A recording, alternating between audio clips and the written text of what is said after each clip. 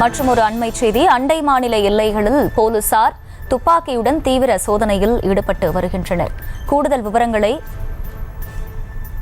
செய்தியாளர் பிரபு வழங்க கேட்கலாம். பிரபு வணக்கம். இந்த சோதனைக்கான காரணம் என்ன? முழு விவரங்கள். வணக்கம். திருவள்ளூர் மாவட்டத்தில் ஊத்துக்கோட்டை பகுதி ஆந்திர தமிழக மாநிலத்தை இணைக்கும் மிக முக்கியமான பகுதியாக பார்க்கப்படுகிறது. மேலும் திருவள்ளூர் மாவட்டத்தில் ஊத்துக்கோட்டை, கும்மிடிப்பூண்டி, பொன்பாண்டி ஆகிய காவல் சோதனை சாவடிகள் மிகவும் முக்கிய சோதனை சாவடிகள் ஆகும்.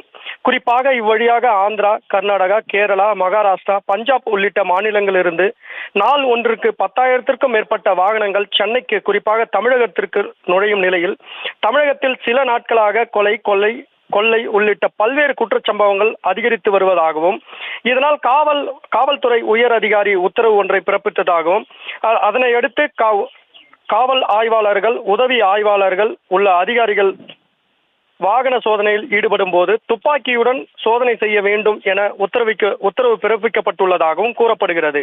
இதனையடுத்து ஊத்துக்கோட்டையில் உள்ள பாலவாக்கம் பகுதியில் அமைந்துள்ள வாகன சோதனை சாவடியில் ஊத்துக்கோட்டை ஆய்வாளர் ஏழுமலை தலைமையில் உதவி ஆய்வாளர்கள் மற்றும் காவல்துறையினர் துப்பாக்கியுடன் தீவிர வாகன சோதனையில் ஈடுபட்டு வருகின்றனர்.